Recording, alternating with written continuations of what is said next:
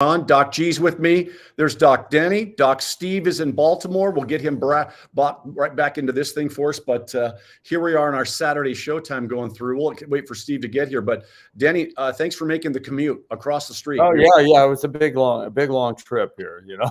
Well, it's very convenient, Denny. I just call you. Yeah, it is convenient. Come over. Right. Pop on over, and we'll do this thing. It's a little early to have a glass of wine with them. I don't think I'll have that yet. Yeah, that's when we do the evening shows. The evening show, right? Yeah, I wanted to talk a little bit about Parkinsonism, Denny and Steve, because it's on everybody's mind right now, and I have been concerned about it for a long time, for one reason only, and that was the gait. There is a different way of walking in people who have Parkinsonism, and some other symptoms. So I thought you guys, maybe we could go over those for a minute and just see how you felt about it, and not making a comparison exactly with our president or anybody else, but people we know. Parkinsonism is on the rise, and it affects right now 13 people per.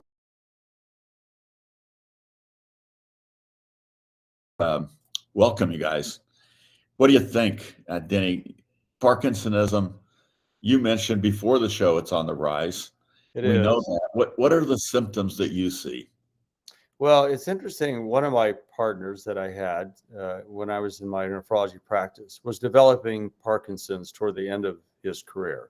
We were suspicious that was what it was. He was kind of hiding it to some extent.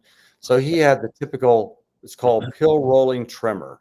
So it's like you have a pill in your finger and you're rolling your hands kind of like this, That's kind of one of the symptoms of Parkinson's. The second thing is they walk without swinging their arms. So they just walk kind of like a soldier, shuffling gait.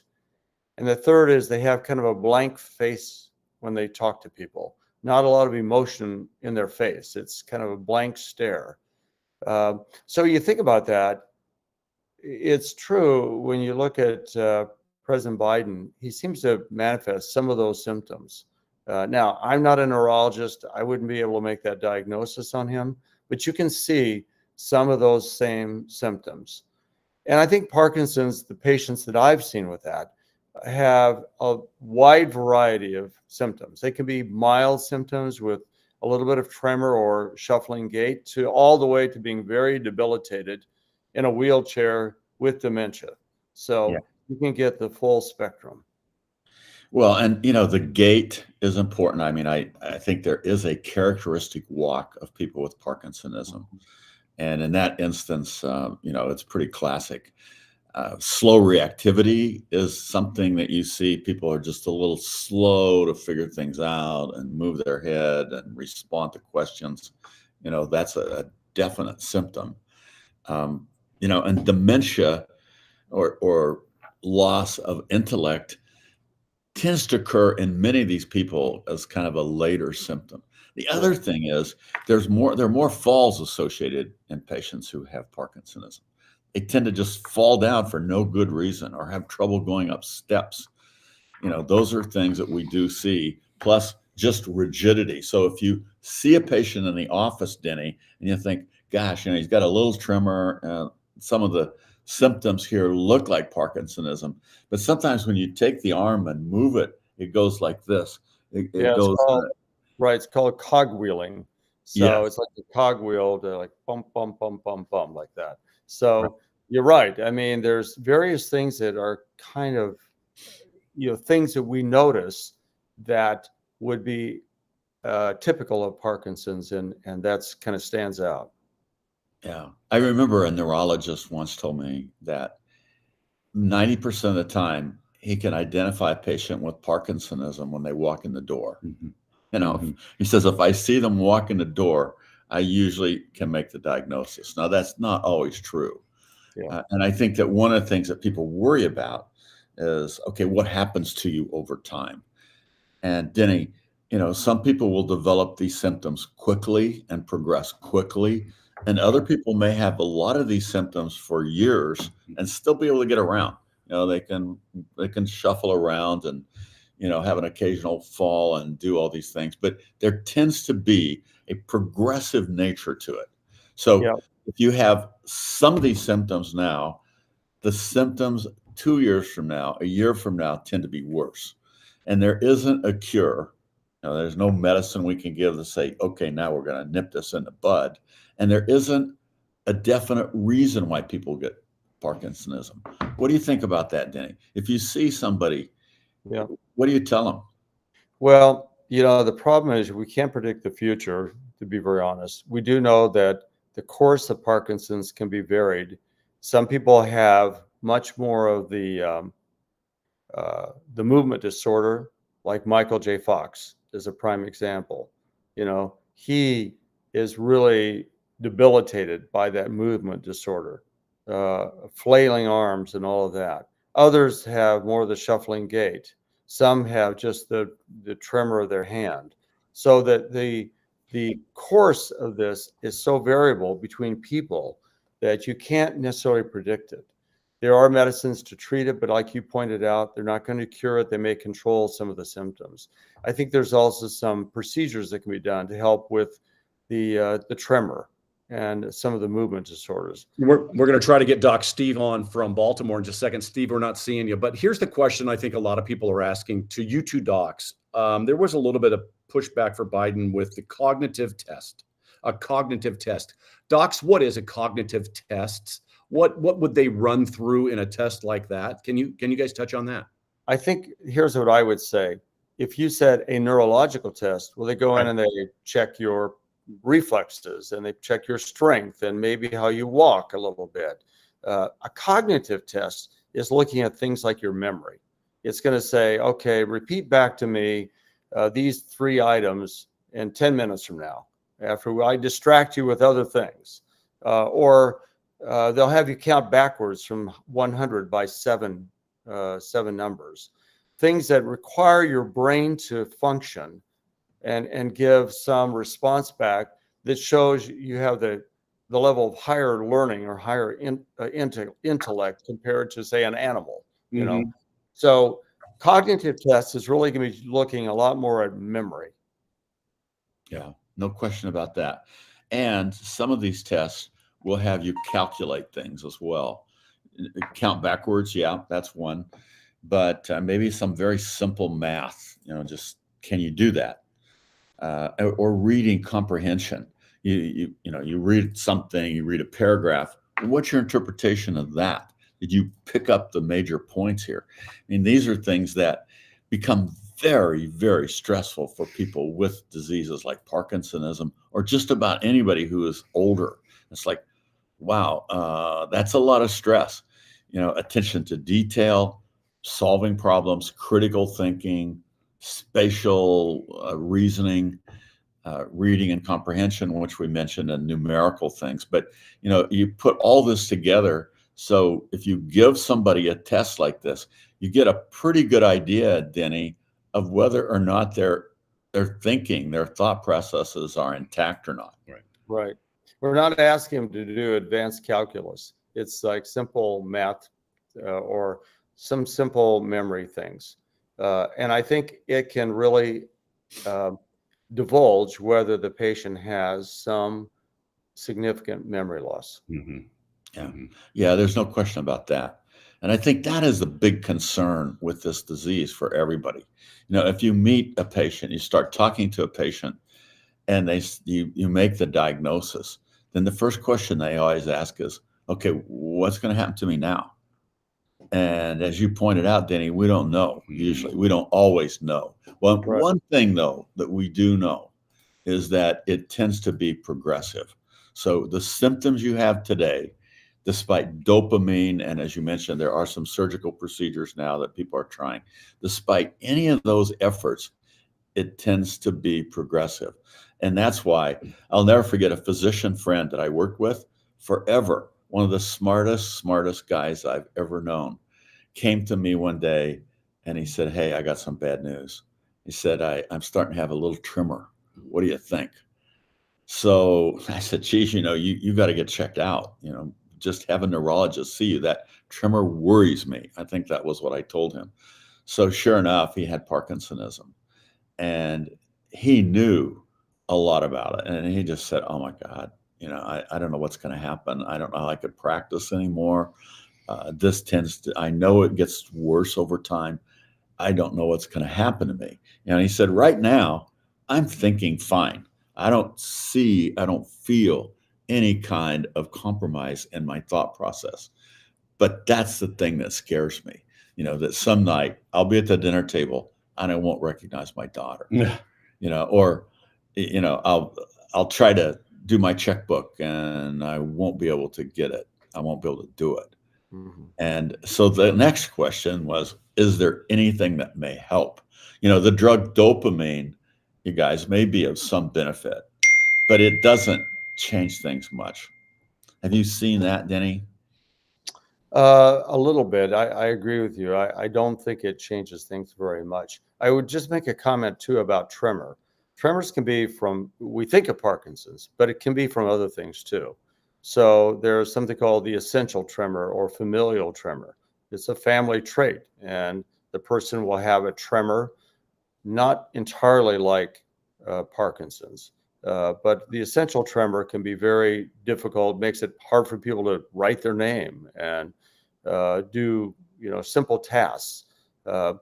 Generally, there's some difference, though, as I recall. An essential tremor, and maybe you can correct me if I'm wrong about this, the tremor would be tremor at rest, but as you start to do something, it tends to be less. In other words, as you conduct, like maybe you're going to pick up a cup of coffee, the tremor goes away, but then once you have the coffee in your hand, you start shaking again. I think that's a little different than Parkinson's tremor. Yeah, well, the Parkinson's tremor, as you might recall, Denny, is a gross tremor. It's like you can almost, usually. Now it's intermittent though. Sometimes people they'll be sitting there with no tremor, or after a while they learn to put their hands on their knees, or kind of mask that tremor. Yeah, they suppress it. You're right. But it is a gross tremor. If you see it, it's like that. It's that way. But the essential tremor is a very quick tremor. It's just a very small but very quick tremor, and it's like holding something, and it's not like this. It's just quivering. A fine tremor. Mhm. Yeah. There are treatments for that, by the way, that can be effective. I think it's a high potency ultrasound that they use to target an area of the brain that controls the tremor. So my brother-in-law had that done, and it really helped him. Yeah. Steve, can you hear us a little bit, Steve, or not? We're just having some signal problems. I don't know what's up with that. That's okay. Well, and Denny, another thing about the essential tremor is that it doesn't progress quickly like the tremor of Parkinsonism. You'll see people with an essential tremor somewhere in their middle years, maybe earlier even, and it just doesn't get worse very quickly, maybe not at all. But it's there, and it's an obnoxious little thing for people who have it. It's like, oh, geez, I'm embarrassed to, pay for something or hold a cup of coffee because it shakes. Correct. And what can I do? But there are some medications, even tranquilizers, may help an essential tremor. It's true. And it doesn't have associated with it like a gait disturbance, for example, doesn't tend to lead to any dementia issues. It's just purely the tremor. Yeah. But I think when somebody sees that, they get worried that, well, is this Parkinson's, Yeah. Yes. And families will see that and they'll go, oh, wait a minute, has my dad or my grandfather or my grandmother, have they been responding appropriately to questions? Because it's like people know now that that's one of the things that happens in people with Parkinsonism. Well, and I have to make a correction. I think I said this wrong. The essential tremor occurs when you're going to do something, whereas the Parkinson tremor is at rest. And I think you emphasize that, and I want to just correct that. Okay. Here's what the overall conversation with everybody talking about the cognitive test with Biden. Many of us have had to pull car keys from grandparents. Many of us had to go to our grandparents and say, "That's all. You're." This is the conversation, I think, away from politics, is what does he have? I think has generated around America right now. What do you do with our elderly parents when it's time to pull the car keys? Right, guys? So Yeah. maybe we talk about that. Well, you're absolutely right, and it's not an easy topic because most people don't want to give up driving, you know, and often they don't recognize the severity of their disability. I Right. think that's part of the problem. Right. Yeah. And that's aside from Parkinsonism, you know, people have dementia as senile dementia as a big problem now. And the reason is we do have an aging population. And as people get older, that is one of the worries that we have for everybody. Hey, Steve, good to have you on. Glad to come back in. I've been pushing little buttons on this iPad, and I can see you again. Good. It wants your presence now. Tell us what takes you to Baltimore. Tell us about the trip. Okay, I'm at an annual meeting of an organization that's called International Doctors and Alcoholics Anonymous. This is for any healthcare providers that have problems with substance abuse. The general population, about 1 in 10, will have difficulties with alcohol or drugs, and those of us in the medical profession have access to drugs easily, and many of us who are old like me had access to alcohol when we were at KU Medical Center going to Jimmy's Jigger there on State Line and 39th Street. I've been clean and sober for 35 years now. I started bringing my children to this meeting in 1992, and they've grown up. They want me to bring them and their children and their spouses to this meeting. So I've got 13 people here on my credit card at this meeting. Oh, nice. They have programs for all age groups, and it's for many physicians, particularly someone like Steve Miller, who's in Parsons, Kansas. When my wife told me I was an alcoholic, I didn't believe her. And then I went ahead and proved it. I thought I was the only smart, intelligent physician that would be weak enough to have this disease. When I showed up at this meeting and saw 1,000 others from around the world, it certainly helped with some of that personal, professional shame and guilt, but also gave me a exposure to Alcoholics Anonymous, the 12 steps of recovery, and it's just marvelous to see how people have turned their lives around here. Nice. Yeah, I think something very important here, Steve, and that is that you're able to talk about this. And many people aren't, and people aren't able to talk about it with their families, and their families are reluctant to go, hey, wait a minute, you're drinking too much. You know, or this is affecting the way you treat us, or this is affecting what you do every day. And the problem with medicine, and that's why this meeting I think is incredibly important, is that, you know, you've got work. If you're a practicing physician and you drink too much, wow, you've got problems. You know, you've got to go in and take care of people. But not only that, you may have to do surgery. Denny, doctors have to be really careful about how much they drink. You know, you might have a glass of wine here and there, but getting really drunk, wow, that's a tough one. Yeah, and you know, especially like if you're on call and have to go to the hospital, you can't go out and have 3 glasses of wine before you arrive there. You know, it's maybe a sip or two, but you know, you've got to you can't go into the hospital with alcohol in your body. You know, it's going to be a problem. And I think you brought up a good point about Steve. I think, and Steve would probably acknowledge this too. The first step in dealing with alcoholism is to admit you got a problem. And that's sometimes a hard thing for people to do because they don't think they have a problem. Yeah, that's the very difficult matter is to say, wow. Steve, was there a moment in time before this meeting when you said to yourself, hey, you know, I don't like the way I'm feeling about this. I think I'm drinking too much, or whatever I drink makes me really feel bad. How did that happen? Well, I'm going to abbreviate my story dramatically.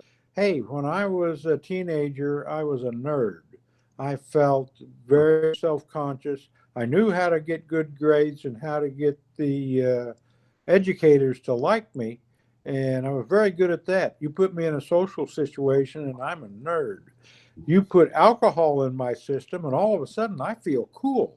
I can be like Jody Galichia. I can dance. I can talk. I can be really pretty. And you take me to London, and here I am with all these people that I don't know.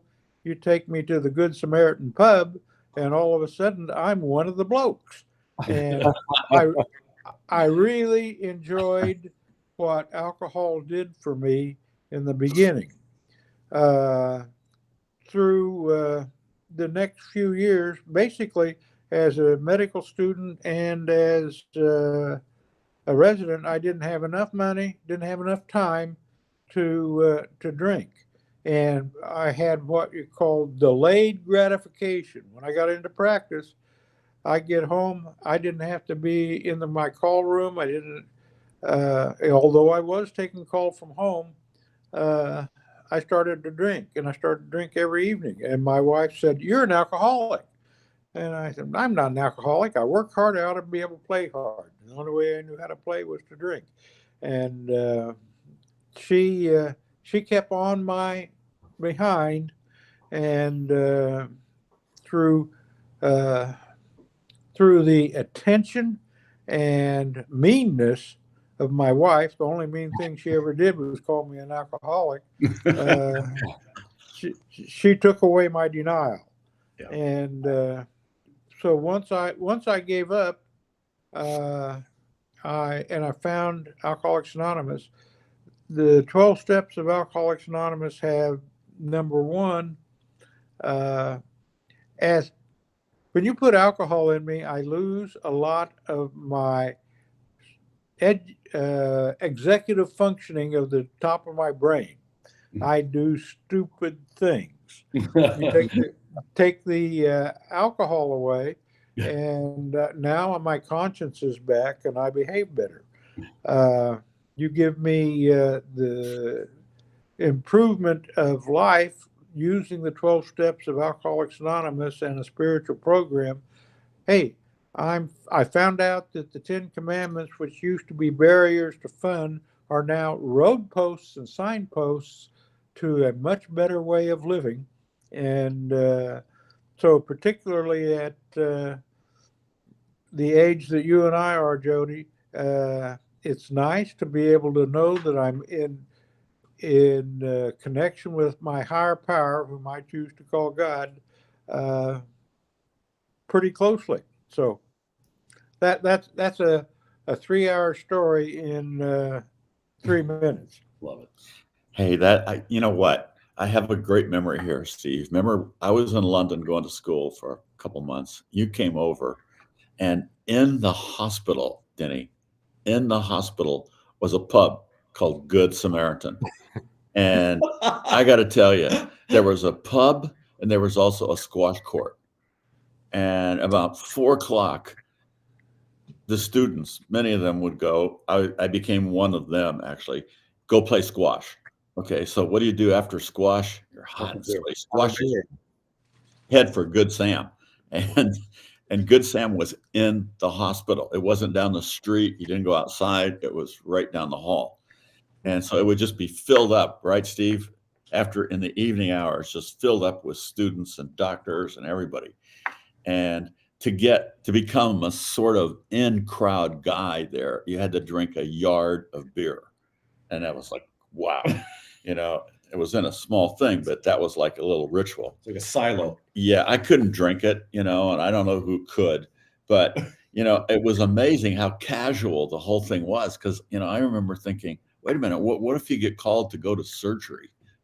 Well, of course, as a student, it didn't matter. You weren't going to get called in London to do any surgery on your own. But there were faculty guys down there, and nurses and lots of people. It was a hangout, Steve, right? Yes, it was. The Yard of Ale, it had about 2.5 pints of beer in it. It had a bubble on the bottom and then a long neck, and it was designed for the pub people to come out to the street, and the stagecoach driver would pull up and unload their passengers, and the pub owner could hand the jar or the bottle to the stagecoach driver way up on the seat, and so it was a long drink. Yeah. Boy, Denny, alcohol in medicine is a problem, because if people even have one or two drinks and then have to do something, get called in, they may have problems. It's amazing how in different parts of the world that works differently. I can remember, I was also going to school in Germany, and we'd make breakfast rounds with the staff, and they would put a liter of beer on their tray, and now we got to go do surgery. I'm like, what? That's the craziest thing I ever heard of, but it didn't seem to affect them at all. They did it all the time. And I thought, I'm never going to try that. Never going to do it. I don't think it's not going to fly in the United States. Let's put it that way. And then I don't know that you'd want a surgeon operating on you after you'd had a couple of beers. Yeah. Or somebody making a decision about your health in the office. Right.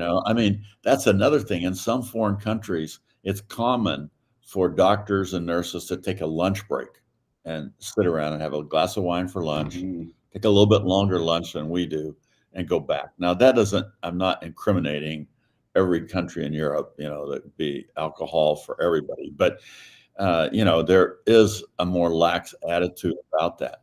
Denny, here, if you get called into surgery, this happened to a friend of mine, actually, and he was not on call. He had been drinking a fair amount. He did that every night. He'd have a couple glasses of wine. And then he got called in to do surgery on an emergency basis. It was like, okay, there's a wreck here and we need you. And he said, nope, I can't do it.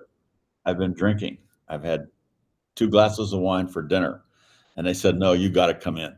We got to have help, and you are a surgeon. So he went in, he did the surgery perfectly. And when it was over, somebody smelled alcohol in his breath. And then that was the beginning of a really difficult time for him. He did the surgery perfectly. They checked all that.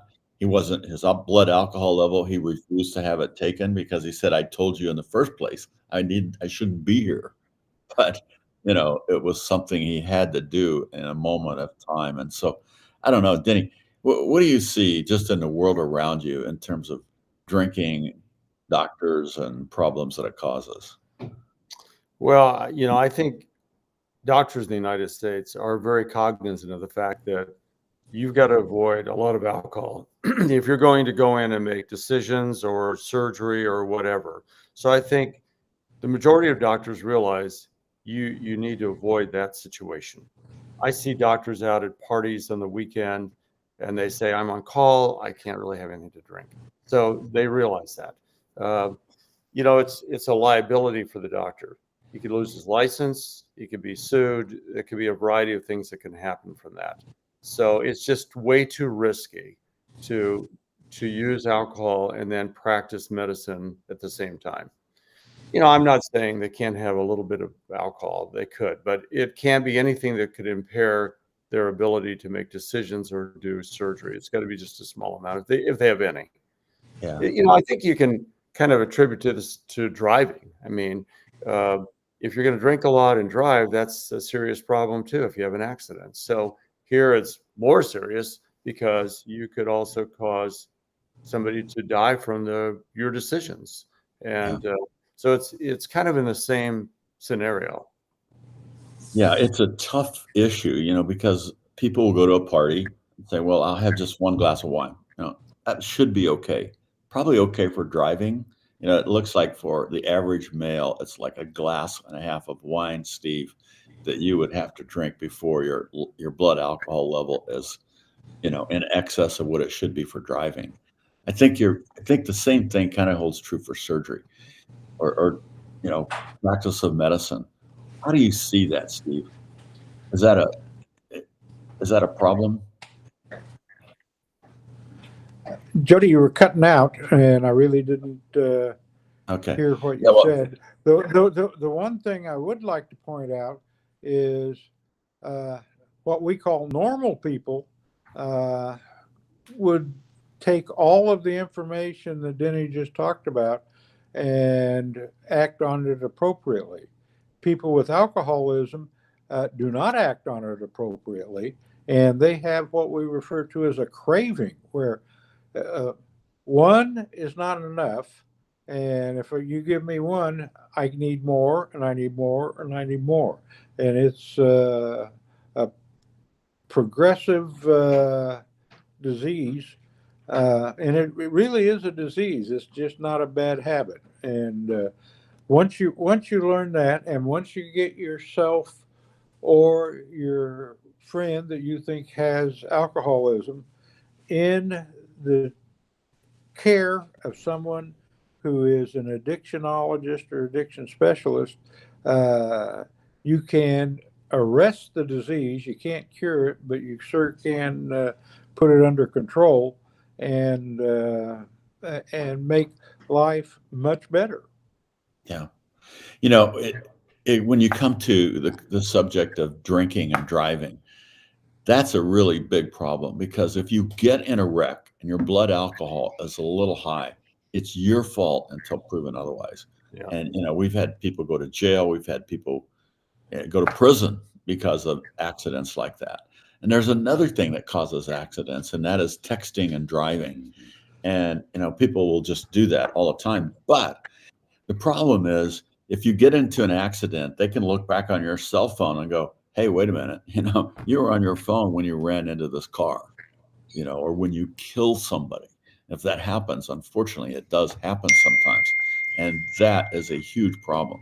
So, in any event, you can never make a great excuse for drinking a whole lot of alcohol, and getting wasted.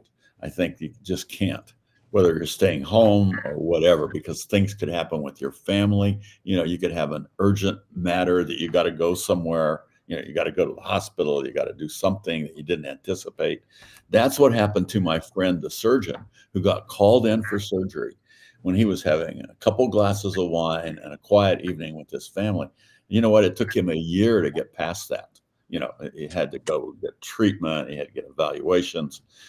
I think temporary suspension of the license, all of these things, these bad things can happen to you. And I try to tell kids, you guys, that come to the house, just, you can't drink and drive. You can't drink in this house. This doesn't work.